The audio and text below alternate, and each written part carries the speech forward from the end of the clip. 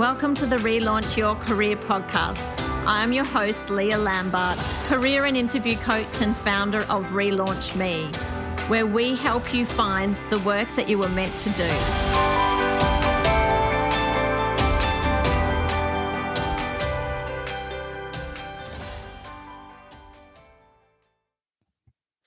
Hello, everyone, and welcome back to the Relaunch Your Career podcast. Today, I am looking forward to introducing you to another member of the Relaunch Me team, one of our very experienced resume and LinkedIn writers, Jeanette Walton. Jeanette has been writing resumes, LinkedIn profiles, cover letters, and key selection criteria responses and statements for 13 years. And she has an extensive background in writing, editing, and proofreading before that.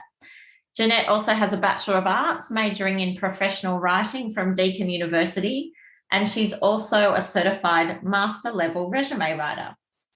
So today I have asked Jeanette to join me on the podcast specifically to discuss how to apply for jobs that require you to address key selection criteria, which is very common in applications for state and federal government roles, local government, tertiary education, social work, and in community services, amongst some others.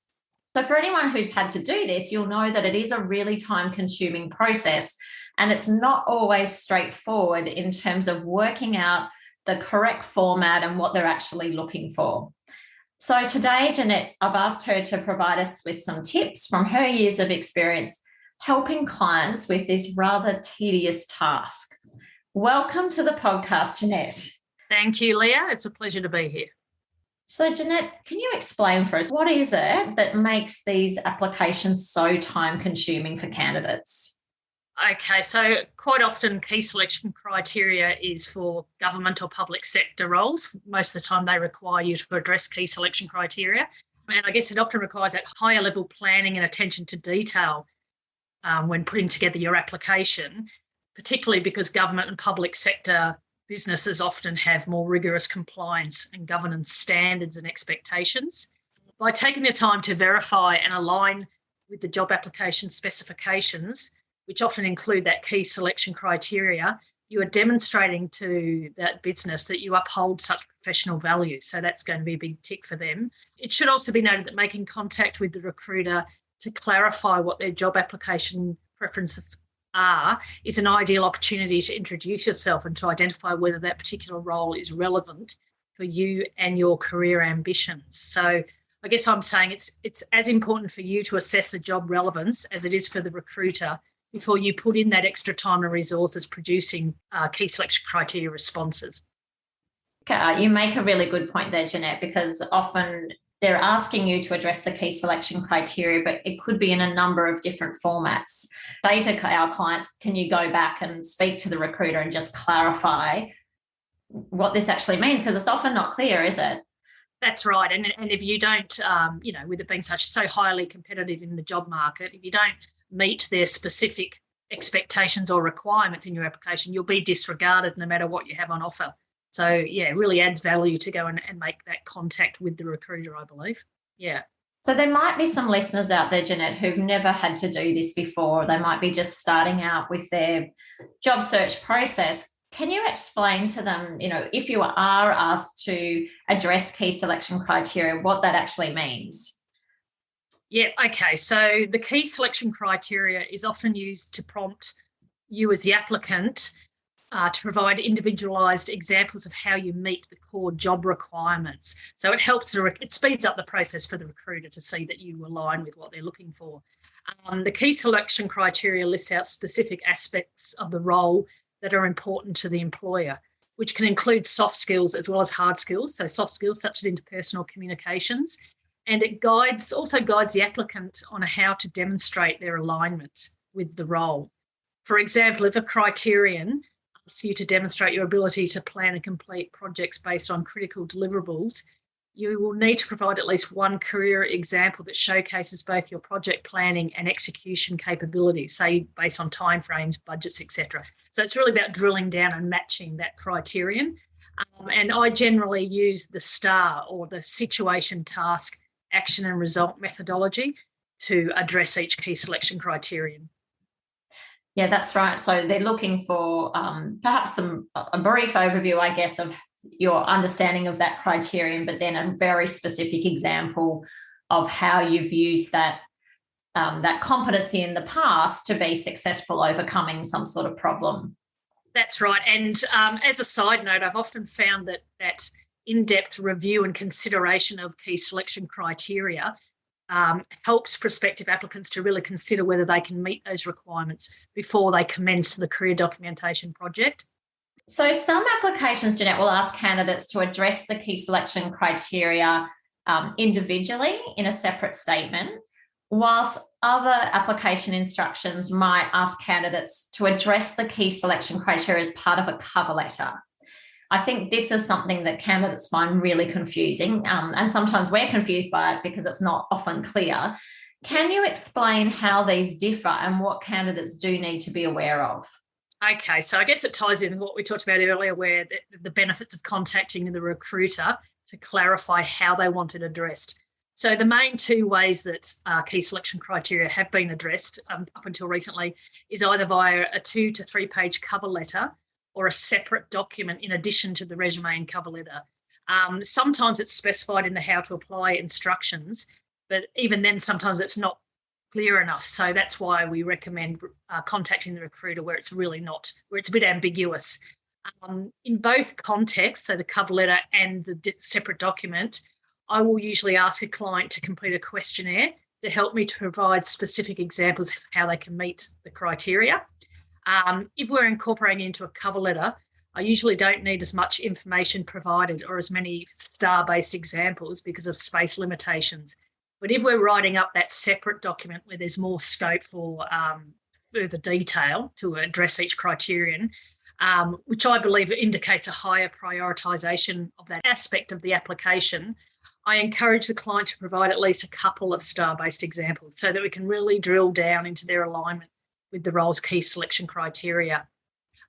Although I have noticed recently that there seems to be a slight shift that more public sector organisations, based on the clients I work with, are now starting to ask for a statement with word or page limitations, which probably aligns more with the length of what I'd produce in a cover letter. So in this case, where you're not writing as formally, I would then use bolding, bullet points, etc., to really break up the content and help the reader to navigate that content so we can still really highlight how they meet each of the criteria. Yeah, so I think that, that's actually really, there's 3 different ways that you could be asked to address the key selection criteria, isn't now, with the statement as well. Yeah, that's becoming more common, absolutely. And is there a guide, Jeanette, in terms of word count? Because I think that's something that people really struggle with. Is there a recommended sort of word count for these different forms of addressing the criteria? So, look, on average, I find when I'm writing a cover letter, it would be like sometimes you've even got to do within a 1-page cover letter, but that's an exception. If it's a statement or a cover letter, probably a paragraph. So really, one standout example that shows how you can meet each criterion will be enough. So I usually would do a paragraph for each one. Whereas with a separate document, there's more scope, more space. So usually I would do 2 or 3 paragraphs in. So we would probably touch on at least a couple of examples. Yeah. Yeah, so you might use some multiple examples in that situation. That's right, yeah, yep. And Jeanette, can you explain, you sort of briefly mentioned that you might send a questionnaire to someone. Could you explain, like, if someone was looking to get some assistance with this, how working with a resume writer such as yourself can facilitate this process? Okay, so the standard process across both private and public sectors is for the client to first provide a copy of their existing resume, if they have one, and one that's relatively up to date, as well as perhaps a specific job ad or job ad examples, if that's feasible, just to help us to prepare. If they do not have an up-to-date original resume, I will generally ask them to complete a questionnaire. It really enables me to optimise the time we then spend in the subsequent phone consultation. So I have time to prepare my questions and to understand their career history and how it aligns, etc. Once that information has been provided, I'll then schedule in a phone consultation with the client. They're on average about 45 minutes, up to an hour I generally find, because I ask a lot of questions, for the purposes of clarifying and or drawing out additional information. And in addition to that discussion being used to better understand their career history and ambitions, it's also used to draw out professional skills, achievements and experiences that the client may not have considered. Some of my clients have noted the benefits of that stage of the resume writing process to help them to also prepare for potential job interviews based on the questions that are asked, that, to really back up what they're saying in their resume. And the next stage is my finalisation of their career documentation, which I then will try and align as much as I can with the job ad or job ad examples that they've provided, including via keyword optimization, the highlighting of transferable skills and capabilities where relevant. Transferable skills and experiences is something that some clients really need to think about, because they may have an earlier role that's more relevant than they realise. I usually aim to have the finalised career documentation through to them to review within 3 to 5 days of our phone consultation, and the client's then entitled to 2 rounds of revisions within a 2-week period. And obviously I'll align with the job application cut-off dates as relevant as much as I can. But yeah, it's really a collaborative process, the whole resume writing process. Yeah, collaborative, and I mean, it can be a really lengthy process. I remember you were doing helping one of our clients recently with addressing key selection criteria, and correct me if I'm wrong, but I think there were 15 criteria that person had to address. Yes, it can be quite a time-consuming process, yeah. And that's so having them provide as much relevant information as they can before I start writing is really beneficial. It really optimises my time as well. Yeah. Yeah, and from memory, that was perhaps like a 7-page document. Yes. In addition, that's the biggest I've done, yeah. In addition to the resume, and I think the cover letter as well. That's right. Yep. Yeah, it's a huge amount of work. For someone who's out there, perhaps, sitting down about to start trying to address criteria for an application, what would be 3 pieces of advice that you would be able to give them, Jeanette, to help them ensure that their application stands out and is in line with what employers are looking for? Okay, so ensuring alignment with the job application specifications, including the how to apply instructions, is critical. Otherwise, you'll just be overlooked. And so that will apply across, based on that will mean you'll meet their expectations with regards to what career documentation you provide and how much detail you provide. And as we've mentioned, it's worth seeking out and verifying with the recruiter where there's an opportunity. The next main piece of advice I would give is that you thoroughly review the job ad or position description to evaluate whether your skills and experiences will align with what's specified or prioritised, including in key selection criteria. That's a really important aspect of the job detail to focus on. And as I've mentioned earlier, keep in mind that you may have transferable skills and experiences that can be highlighted. I think sometimes people, as I say, I think people underestimate what they've done in the past that could be relevant. And the other main piece of advice would be that to ensure that your career documentation is job tailored, including via keyword optimization, as well as achievement based, to both individualise your application and to help you to stand out from other candidates. Taking the time to customise each application is going to be beneficial, because it's going to also highlight to prospective employers and recruiters that you're diligent, attention to detail, you're willing to go above and beyond, all the stuff that stands out. Yeah, great advice. And I think there's a couple of things in there that I think are really important. First of all, I think for someone who is perhaps applying for a job that's a little bit of a sideways step, or perhaps a bit of a career change, they may not necessarily have exact examples that they can use, and that's where it's really important to highlight those transferable skills and things that they've done that are similar to what has been asked of them in the criteria. Yes, because I think, obviously there's some real differences between roles, but across the board, most roles have like some real standard core skills that they're looking for: communication skills, relationship building, teamwork, that sort of stuff. Yeah, and often they can be, you can highlight in earlier roles that you have those skills as transferable benefits for a new job.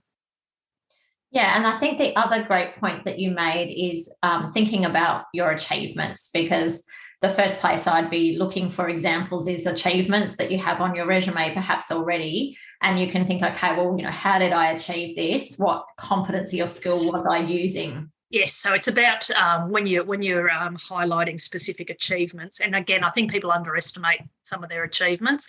It's really important to individualise you. So this shows employers exactly what you can done based on what you've already done. And when you're writing achievements, it's important to show briefly, but show the how and then the results. Yeah. Yeah, and that's where that STAR method is really important, isn't it? It's actually talking through your actions and behaviours that actually your individual contribution.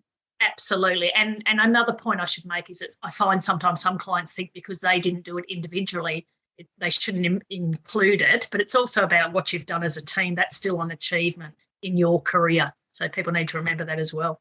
Jeanette, look, that is all fantastic advice. Thank you so much for taking the time to join me on the podcast today and for sharing your wealth of experience.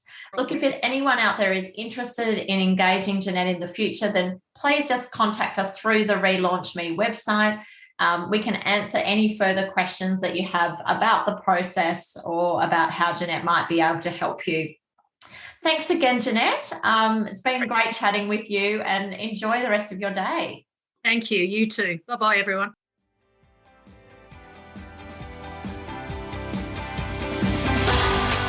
I hope you enjoyed this episode of Relaunch Your Career. If you did, please subscribe, share with your friends, leave a review, or connect with us on social media at Relaunch Me Career Consulting. If you have any questions about the episode or the work that we do, then contact us via the website relaunchme.com.au. Thanks for listening. Have a great day.